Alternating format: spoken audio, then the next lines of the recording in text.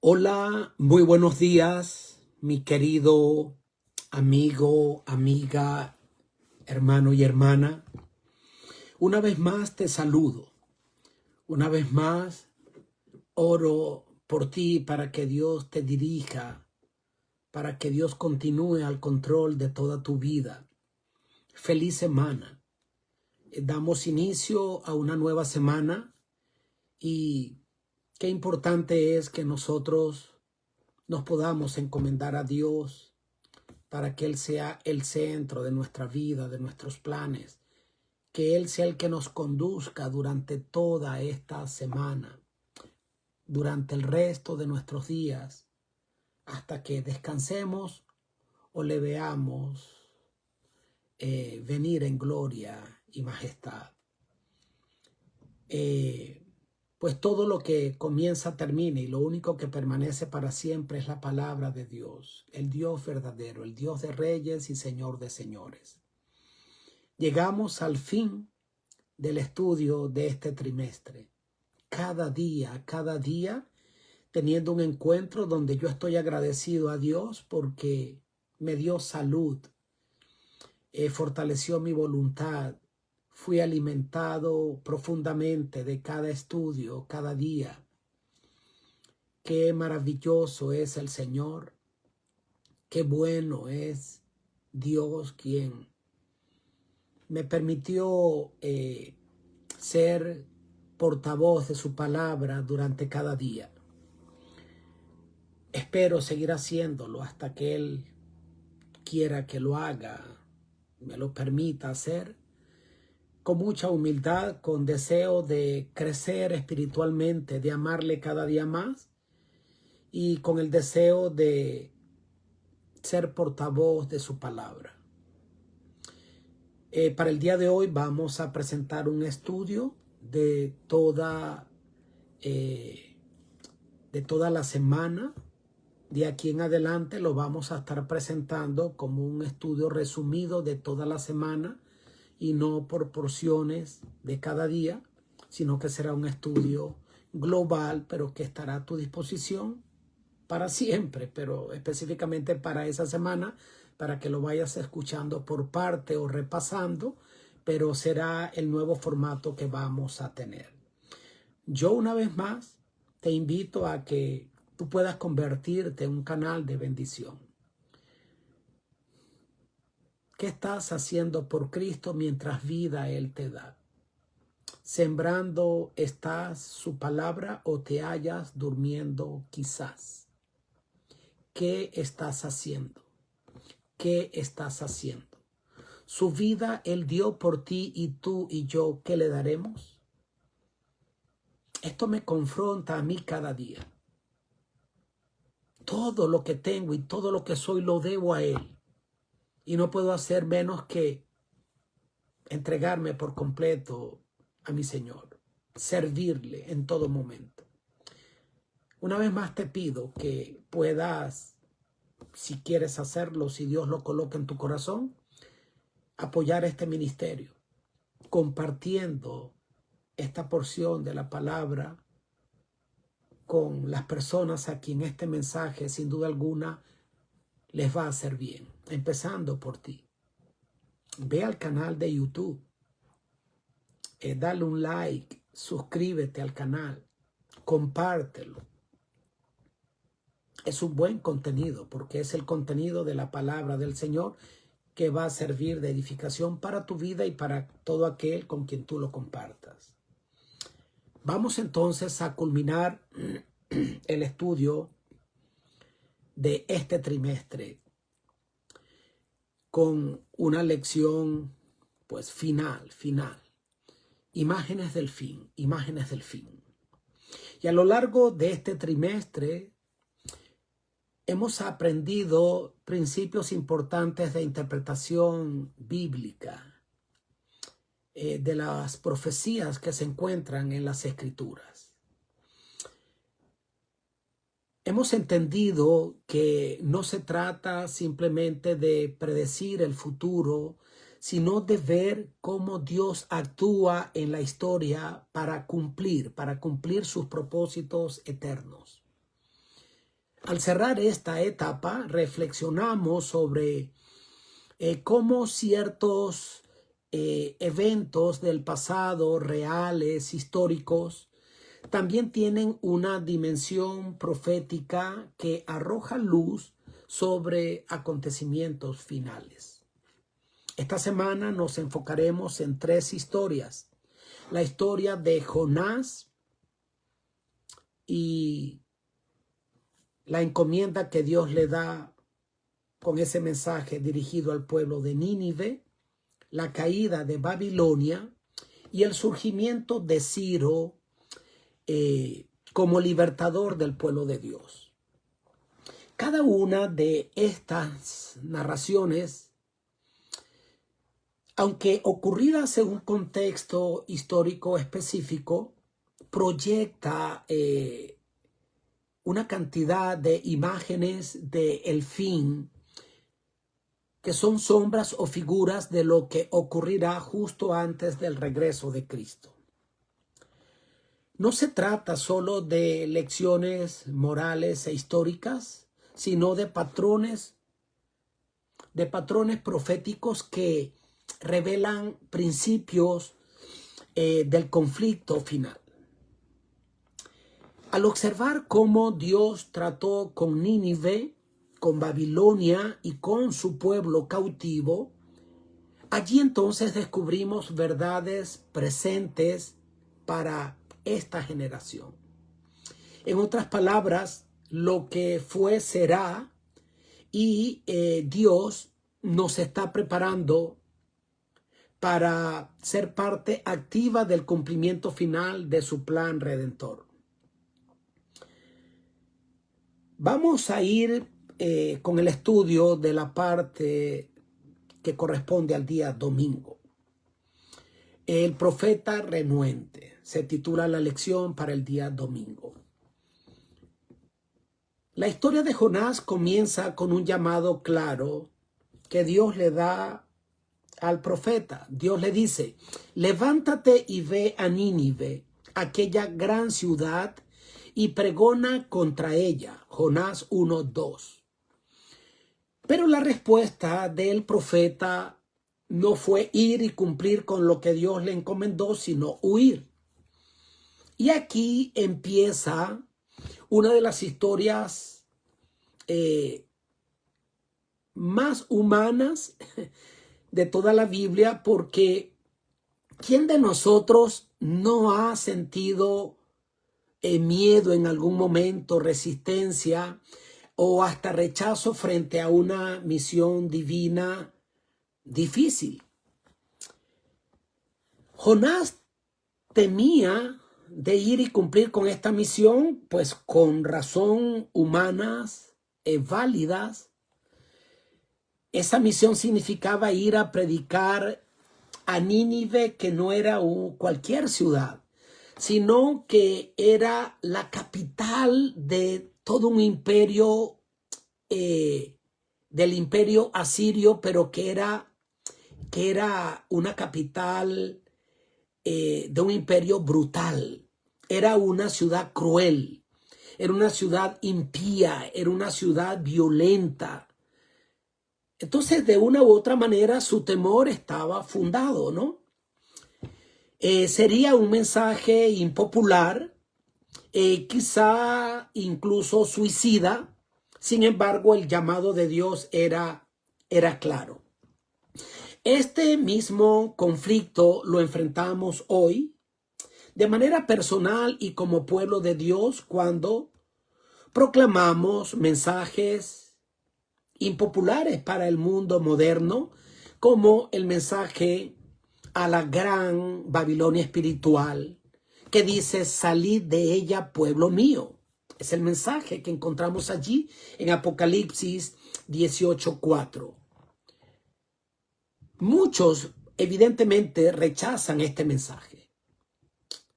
Es un mensaje incómodo, es un mensaje desafiante que puede despertar burla, rechazo o hasta persecución.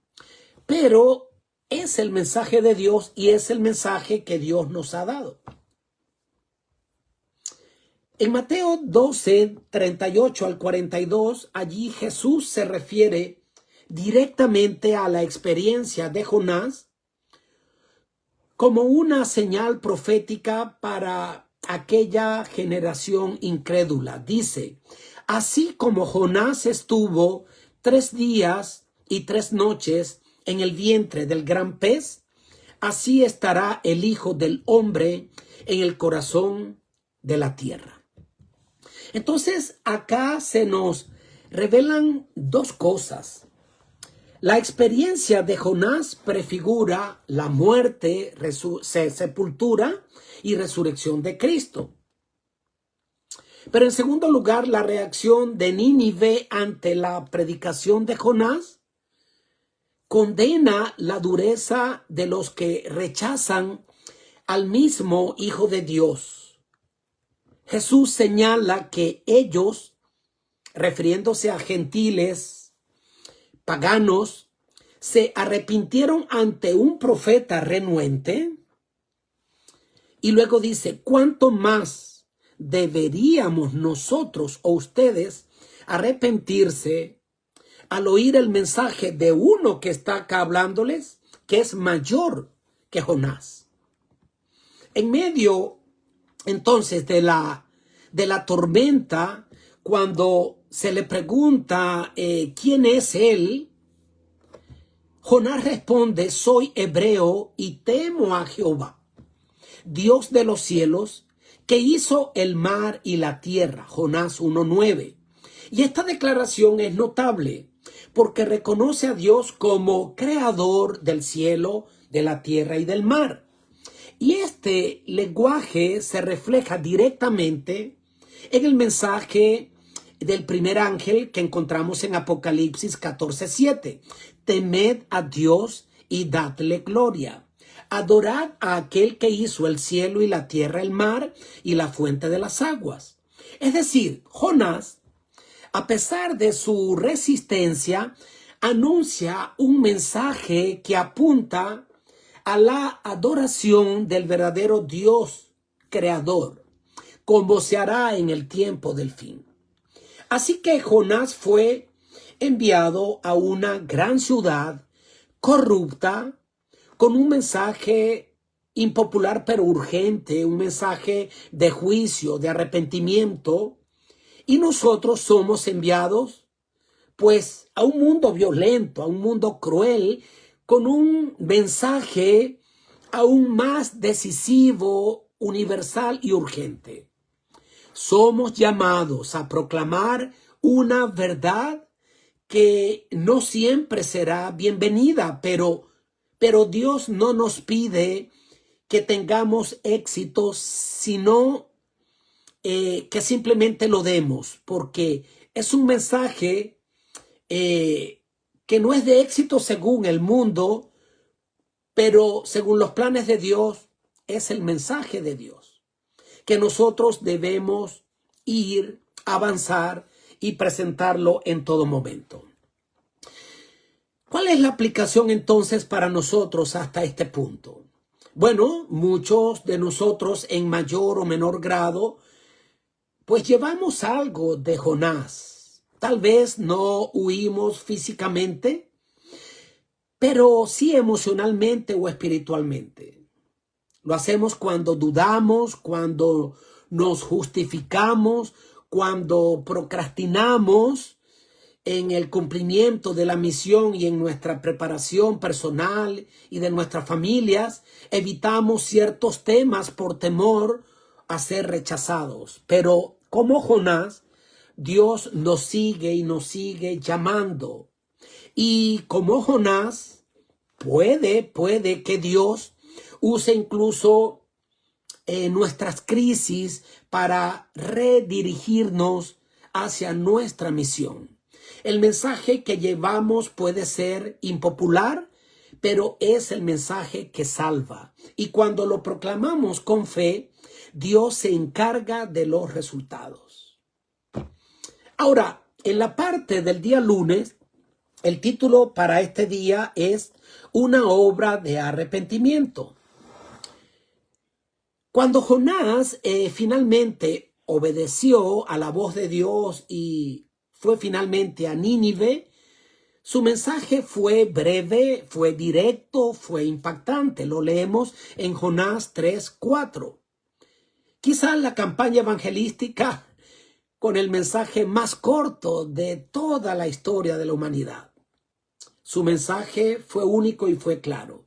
De aquí a 40 días, Nínive será destruida. No fue un mensaje de consuelo, no fue una invitación al arrepentimiento, fue una declaración de juicio, nada más. Por ese mensaje pronunciado con poder, sin compasión, se produjo una reacción que Jonás no esperaba. Todo el pueblo, desde el más pequeño hasta el más grande, sucedió que se arrepintió. Jonás 3:5 nos dice: y los hombres de Nínive creyeron a Dios y proclamaron ayuno y se vistieron de cilicio desde el mayor hasta el menor entre ellos. Fue entonces una respuesta nacional. Fue el mensaje más corto, pero con los resultados evangelizadores más grandes que se hayan podido producir. Pues allí vemos que lo más impresionante es que ni siquiera se les prometió el perdón, pero fue un mensaje que no tenía garantía, solo una oportunidad de humillarse ante Dios. ¿Qué ocurrió? Pues ocurrió que Dios, el Dios misericordioso, que ve el arrepentimiento genuino, sencillamente ante esta reacción, se cambió el curso de la historia. Dice allí el versículo 10, y vio Dios lo que hicieron. ¿Qué vio Dios? Que se arrepintieron de su mal camino. Y se arrepintió Dios del mal que había dicho que les haría y no lo hizo. Jonás no estaba contento con este resultado, pues él quería que la profecía se cumpliera literalmente. Pero Dios nunca busca destruir. Él busca salvar. Y la historia de Nínive nos muestra algo profundo. Nos muestra que algunas profecías son condicionales. La hermana Elena de White comenta en Profetas y Reyes, la página 183, lo siguiente: la condenación fue evitada. El Dios de Israel fue exaltado y honrado en todo el mundo pagano, y su ley fue reverenciada. Aunque Nínive cayó años más tarde por volver a su orgullo, su arrepentimiento temporal sirvió para glorificar a Dios y para revelar el poder transformador de su palabra. Y tiene esto un significado importante para los últimos días. El mensaje final de Dios al mundo también es un mensaje claro y urgente. Está allí detallado en Apocalipsis 18:4, salid de ella, pueblo mío. Este también es un mensaje directo, pero que es un mensaje lleno de misericordia.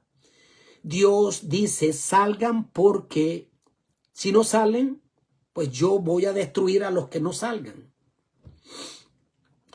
Pero allí entonces la invitación es a que ellos no tienen por qué participar de este destino. No participen de sus pecados para que no reciban sus plagas. Y este es un llamado al arrepentimiento antes de que sea demasiado tarde. Como Nínive, habrá quienes oigan, se apartarán del mal y serán salvos. Pero también habrá muchos que endurecerán su corazón. Hay una diferencia entre el mensaje de Jonás y el mensaje de los últimos días. En Nínive la destrucción fue enviada temporalmente. Pero hay profecías como las de la segunda venida de Cristo, el juicio, el cierre de la gracia, la marca de la bestia y el derramamiento de las plagas, que no son condicionales. Estas profecías se cumplirán sí o sí. La gran pregunta no es si estas profecías se cumplirán o no, sino qué ocurrirá contigo y conmigo cuando ese momento llegue. Dios todavía habla, Dios te dice, hay tiempo, la puerta de la gracia aún está abierta, pero llegará el momento en que esta puerta se cerrará y lo que determinará tu destino y el mío no será si sabemos mucho sobre profecía o no, si hemos respondido con mucho conocimiento, el cual es importante, sino lo que será determinante es si nosotros hemos respondido con fe y obediencia al mensaje de Dios, que es claro y es sencillo. No existe otro camino hacia la salvación sino tener fe en Cristo y en el sacrificio que Él ha hecho por nosotros. Es lo único que tenemos que hacer y esto es suficiente. Así como Nínive tuvo 40 días para decidir, nosotros también tenemos pues una ventana de tiempo y de oportunidad, pero que no sabemos cuánto es. Pues no sabemos si hoy es el último momento que tenemos. Así como Nínive se arrepintió sin garantías, nosotros pues también somos llamados hoy a confiar en que si nos arrepentimos, nosotros, a diferencia de los ninivitas, sí tenemos la garantía de que sencillamente por poner nuestra confianza y nuestra fe en Cristo Jesús, evidentemente todo aquel que lo hace se salvará. Hoy podemos confiar en ese carácter inmutable de nuestro Señor Jesucristo, aun cuando el juicio es inevitable para el mundo. El juicio de condenación para tu vida y mi vida es de salvación. O sea, no es un juicio de condenación. La única predestinación que existe es la predestinación hacia la salvación.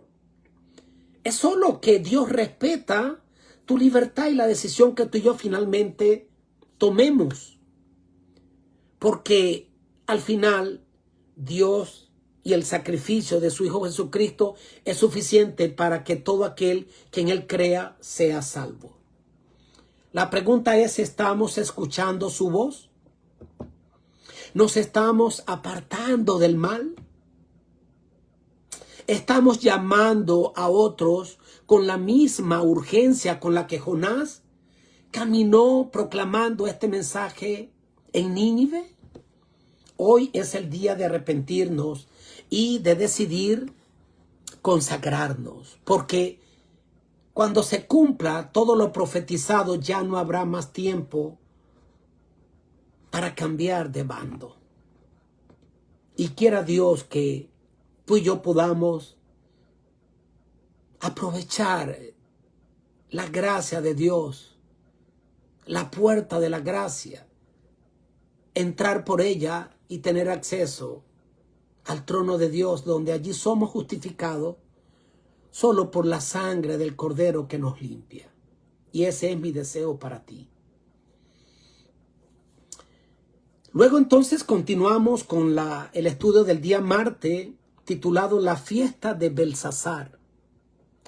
Después de la caída de Nínive, que ocurrió en el año 612 a.C., Babilonia, bajo el liderazgo de Nabucodonosor bajo el liderazgo de Nabopolassar y luego del hijo de Nabucodonosor, se convirtió en la potencia dominante del mundo. Babilonia creció en poder, en riqueza, en prestigio. Todas las naciones que deseaban prosperar tenían que someterse a ella. Y aunque Nabucodonosor desafió a Dios en varias ocasiones, pues finalmente reconoció la soberanía de Dios. En Daniel 4, 34 al 37, Nabucodonosor exclama: yo, Nabucodonosor, alcé mis ojos al cielo y bendije al Altísimo y alabé y glorifiqué al que vive para siempre. Pero después de este punto de restauración espiritual, aparece en escena Belsasar, el hijo o descendiente de Nabucodonosor, como príncipe, heredero y corregente del reino.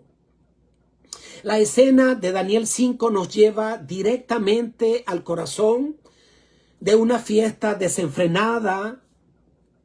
Belsasar, rodeado de príncipes, concubinas y vino, manda traer los vasos sagrados del templo de Jerusalén para beber en ellos y alabar y adorar a sus ídolos. Esto fue un acto de desafío directo contra el Dios del cielo.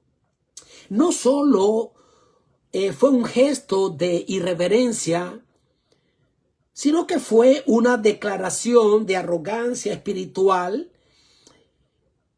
que fue como decir: nuestro poder es superior al del Dios de Israel.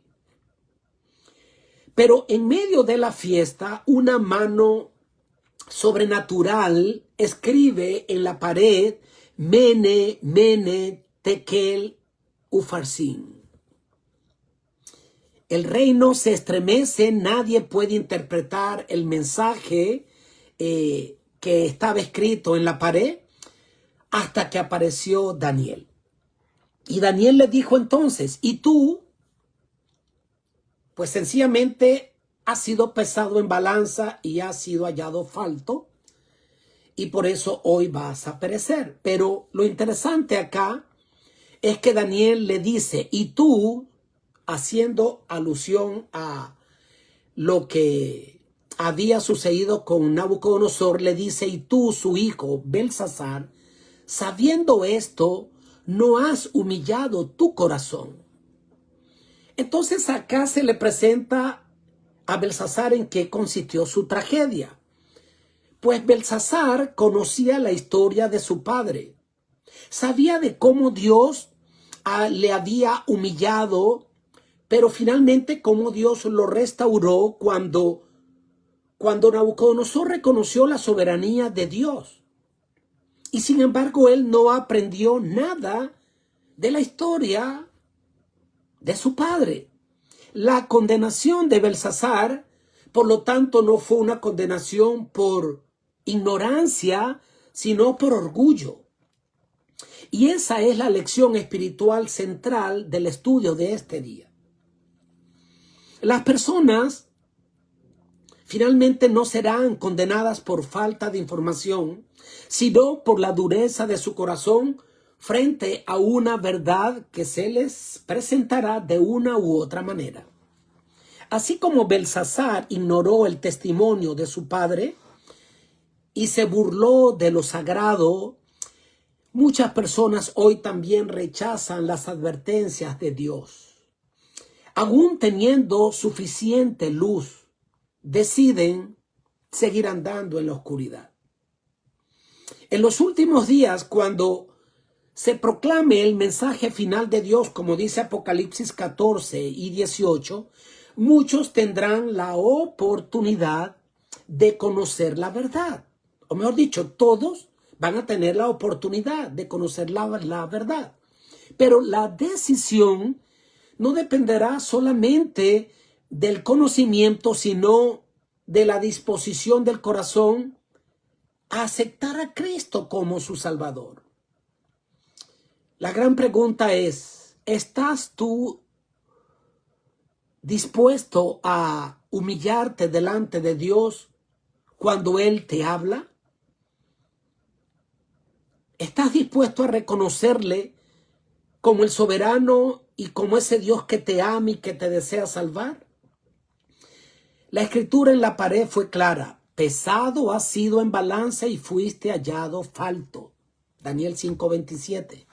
Y esa misma noche Babilonia cayó, cumpliéndose la profecía. Belsasar perdió la vida, no porque no sabía, sino porque él decidió ignorar la verdad que se le presentó. ¿Cuál es la conclusión del estudio entonces de este día? Hoy el Espíritu de Dios nos habla, no cabe duda. Nos llama a honrar a Dios, a no tomar a la ligera lo sagrado, a no repetir el error de nuestros antepasados, el error de Belsasar. ¿Estamos nosotros prestando atención al mensaje de salvación? Abrazando la gracia cada día que está aún disponible. Estamos respondiendo con corazón humilde o con una indiferencia obstinada. El juicio vendrá como vino sobre Babilonia, pero el juicio no es solo una sentencia futura, es también una evaluación de nuestras decisiones diarias. Cada día estamos siendo pesados. Y no sabemos si hoy será entonces nuestro último día no para obrar bien y en función de nuestras obras ser salvos, sino para abrazar la gracia de Cristo, entregándonos a Él cada día para que Él entonces nos salve. No importa si hoy vayamos al descanso o en mucho tiempo, o si veamos el desenlace final de la historia, lo importante es que si nosotros aceptamos la invitación que en Cristo Jesús tenemos a ser salvo por su gracia y por su amor, pues no tenemos nada que temer a cada día que vivamos y tampoco a qué ocurrirá entonces con el desenlace final de la historia y tu destino y mi destino eterno, porque en Cristo somos más que vencedores. Luego pasamos al estudio del día miércoles, el secamiento del Éufrates. Interesante este día. Uno de los grandes pilares del poder de Babilonia era el río Éufrates. Este caudaloso río cruzaba la ciudad bajo sus murallas y le proveía un flujo constante de agua y de comercio. Su presencia hacía que la ciudad pareciera impenetrable, autosuficiente, invencible.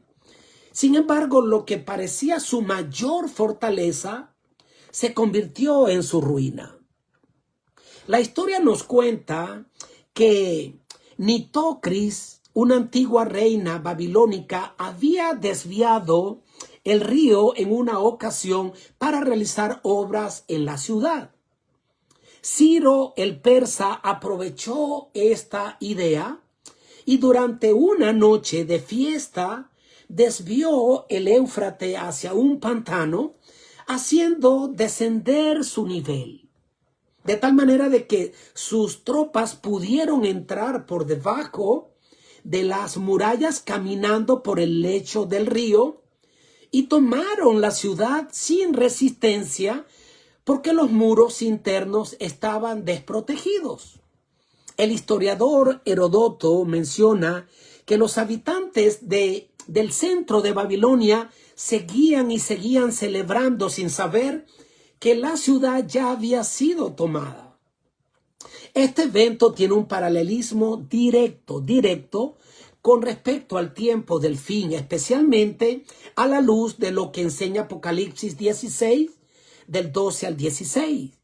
Allí se menciona el secamiento del Éufrates como una señal profética. Dice en Apocalipsis 16:12, el sexto ángel derramó su copa sobre el gran río Éufrates, y el agua de este río se secó para que estuviese preparado el camino a los reyes del oriente. Entonces, así como Ciro vino desde el oriente para liberar a los judíos y derrocar a Babilonia, Cristo también viene del oriente para liberar a su pueblo espiritual y juzgar a Babilonia espiritual, la Babilonia del tiempo del fin. Y así como la antigua Babilonia cayó de forma repentina en tan solo una noche de fiesta y de arrogancia, la Babilonia moderna también caerá repentinamente, como lo dice Apocalipsis 18, del 8 al 10. ¿Por qué? Bueno, porque aunque las advertencias fueron claras, el mundo no las tomó en serio. Jesús lo dijo en Mateo 24, 42 y 43. Velad pues, porque no sabéis a qué hora ha de venir vuestro Señor. Si el padre de familia supiese a qué hora el ladrón habría de venir, velaría. Entonces la caída de Babilonia antigua ocurrió en medio de una fiesta. Y la caída del mundo ocurrirá en medio de una falsa sensación de seguridad. La gran tragedia no será la falta de advertencia, sino la incredulidad ante la advertencia. Como en los días de Noé, dice, así será la venida del Hijo del Hombre. Como en los días de Noé, que a pesar del mensaje de advertencia, seguían su vida normal, desenfrenada, casándose, dándose en casamiento, sin recibir y aceptar la invitación de entrar en el arca de salvación. Y de repente vino el diluvio y les arrasó. En medio de las plagas de Apocalipsis, Dios todavía allí nos habla con gracia. En Apocalipsis 16, 15, en medio de la sexta plaga, hay un mensaje de esperanza que dice: he aquí yo vengo como ladrón. Bienaventurado el que vela y guarda sus ropas, para que no ande desnudo y vean su vergüenza. Y este es el corazón del evangelio, incluso en medio del juicio, que todavía hay oportunidad. Todavía hay oportunidad de prepararnos. ¿Qué significa no andar desnudos? Pues en la Biblia las vestiduras representan el carácter. Y estar desnudos es estar sin la justicia de Cristo, es creer que con nuestras propias obras, que son trapos y vestiduras de inmundicia, podemos presentarnos delante del Padre. Es confiar en nosotros mismos, en nuestras propias obras, como lo hacía Babilonia. Guardar las vestiduras es permanecer revestidos de Cristo, confiando en Él, velando en oración, discerniendo los tiempos, que son malos los días, que estamos a las puertas del desenlace del drama humano y Cristo está a las puertas. Así como el río Éufrates se secó, fue secado para la liberación del pueblo de Dios y la caída de Babilonia, las escrituras nos indican de que las estructuras de poder de este mundo también se están secando hoy. La arrogancia humana está siendo expuesta y pesada. El escenario se está preparando para la venida de Cristo. La pregunta entonces es, ¿cuándo? No es cuándo vendrá, sino ¿estoy yo velando? ¿Estoy vestido? ¿Estoy listo? Porque el fin vendrá y no tomará por sorpresa a aquellos que hayan creído en la palabra profética más segura, como lo dice 2 de Pedro 1:19. El llamado, mi querido, entonces es a que no tenemos por qué perecer. Nuestro Dios lo ha hecho todo. ¿Qué más pudiera hacer Él para que tú y yo seamos salvos que no haya Él hecho? ¿Qué más podría Él dar o haber dado que no haya dado? ¿Puede haber algo mayor que entregar a su propio y único Hijo para salvarte a ti y a mí? No tenemos excusa. Ninguno que al final se pierda tendrá excusa. Solo se habrán perdido por no haber aceptado el regalo de salvación. Y mi invitación para ti en este día es que aceptes el regalo de salvación que en Cristo Jesús está a nuestra disposición. Bueno, avanzamos ya entonces al día jueves con el título Ciro el Ungido. Resulta que cuando Ciro el persa conquistó Babilonia, algo extraordinario ocurrió. El pueblo de Dios fue liberado del cautiverio y se les permitió regresar a la tierra prometida para reconstruir el templo en Jerusalén, como lo dice Segunda de Crónicas 36, 22 y 23. Esto fue un cambio radical en la historia del pueblo judío y fue un cumplimiento directo de las profecías de Isaías. Lo sorprendente es que 200 años antes, el profeta Isaías ya lo había mencionado y había mencionado a Ciro por nombre y lo llamó nada más y nada menos que el ungido, mi ungido. Isaías 45, 1. Y es notable porque Ciro era un rey pagano. Pero sin embargo, Dios lo escogió como un instrumento para cumplir con su propósito. Ciro, como líder del imperio persa, llegó a dominar el mayor conglomerado de territorios de la historia hasta ese momento. Y era conocido como el Rey de Reyes, título curiosamente que más tarde se le aplicaría a Cristo, según lo detalla Apocalipsis 19, 16. Por lo tanto, la historia de Ciro prefigura lo que ocurrirá al final de los tiempos. Así como Ciro vino del oriente para liberar al pueblo de Dios y vencer a Babilonia, Cristo también vendrá del oriente, como lo dice Mateo 24, 27, para destruir entonces la Babilonia espiritual y liberar definitivamente a su pueblo, como lo dice Apocalipsis 19, 11 al 16. Así como Ciro decretó la reconstrucción del templo terrenal, entonces Cristo, al ascender al cielo, allí inauguró su ministerio en el tiempo celestial, preparando el camino para tu redención completa y la mía. La diferencia es que Ciro era un instrumento humano, limitado, imperfecto, mientras que Cristo es el verdadero Salvador y es el cumplimiento perfecto de todo lo que la profecía ha presentado.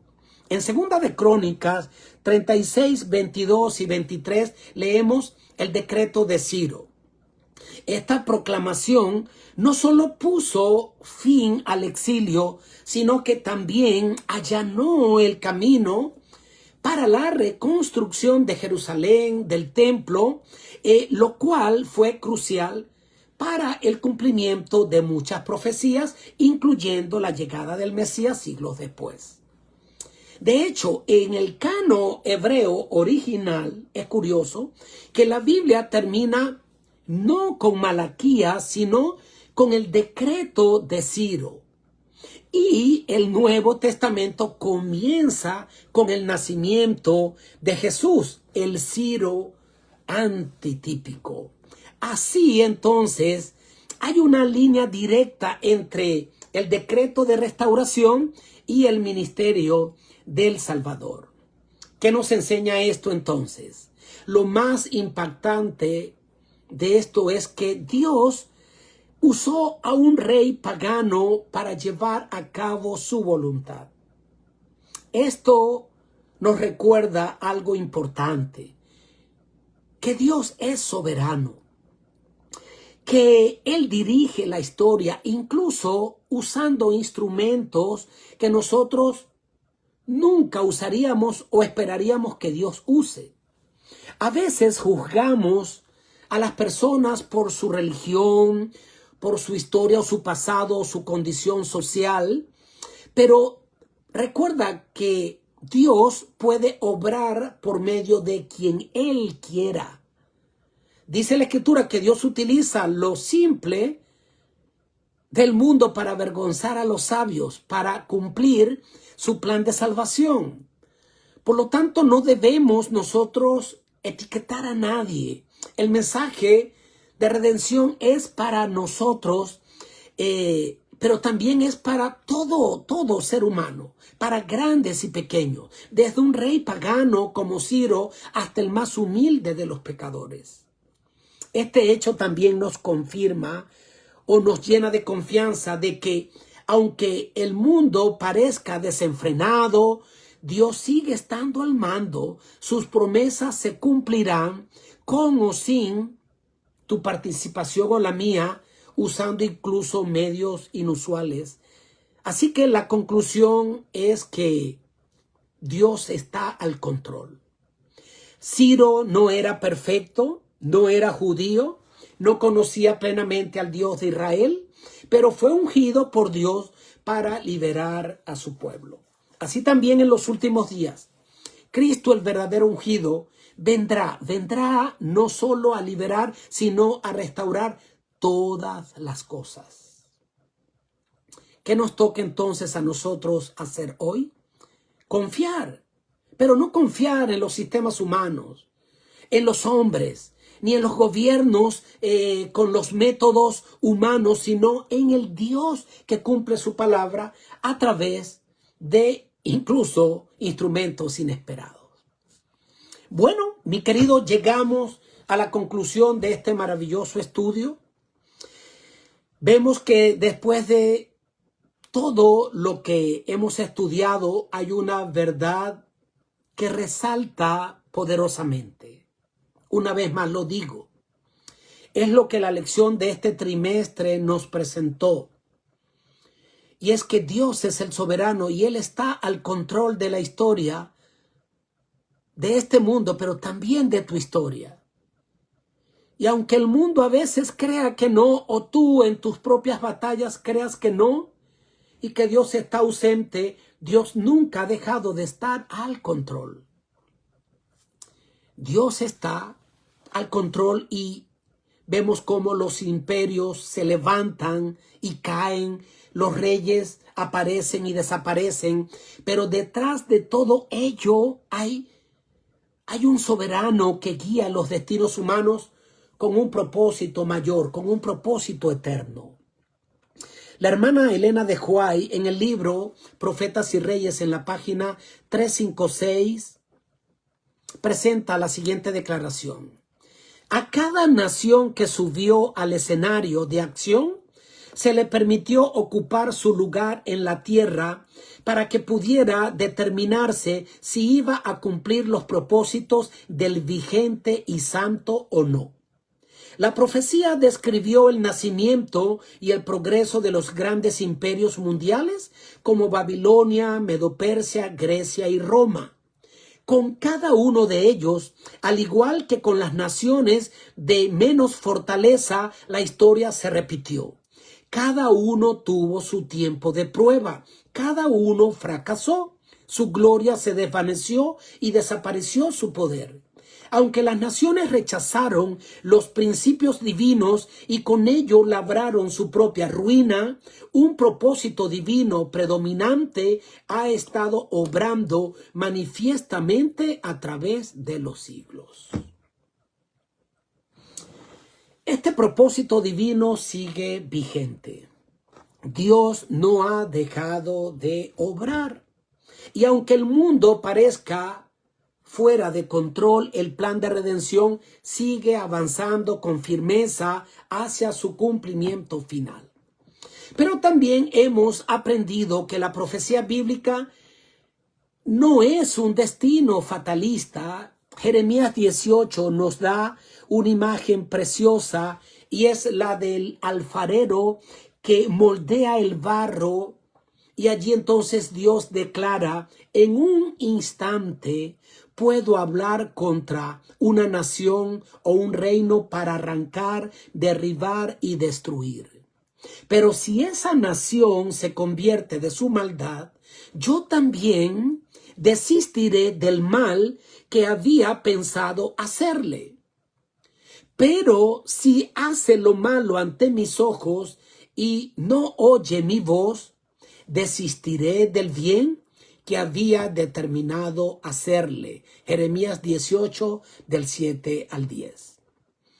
Esto entonces nos enseña que las profecías respecto a nuestra salvación son condicionales. En otras palabras, Dios nos ha predestinado para que seamos salvos en Cristo, pero esa promesa solo se cumple si nosotros aceptamos o no a Cristo como nuestro Salvador personal.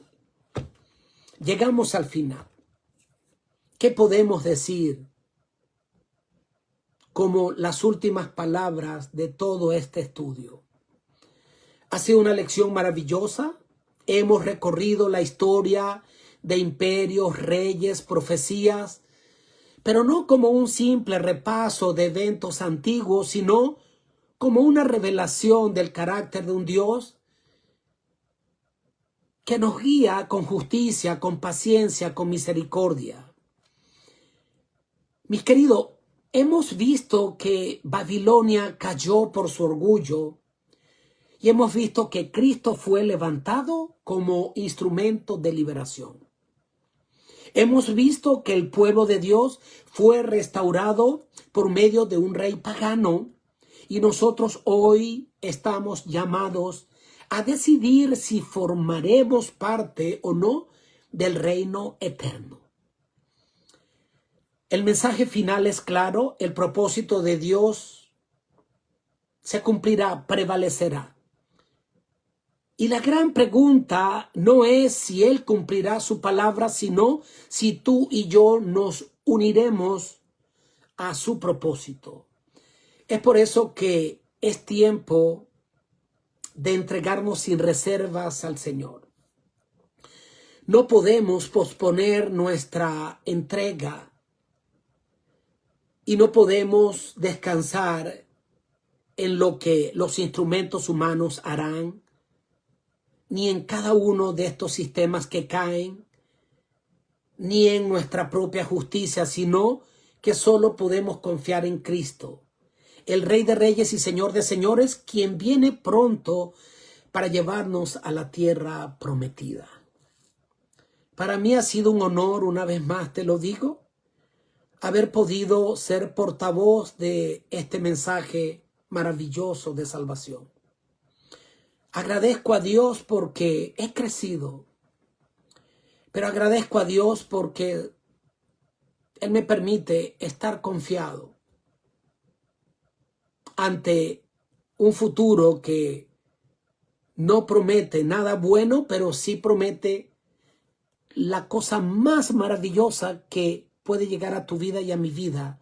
Y es que falta poco tiempo para que tú y yo seamos redimidos y podamos vivir eternamente junto a nuestro Salvador. Yo quiero tener una oración de agradecimiento y de petición para que Dios te bendiga.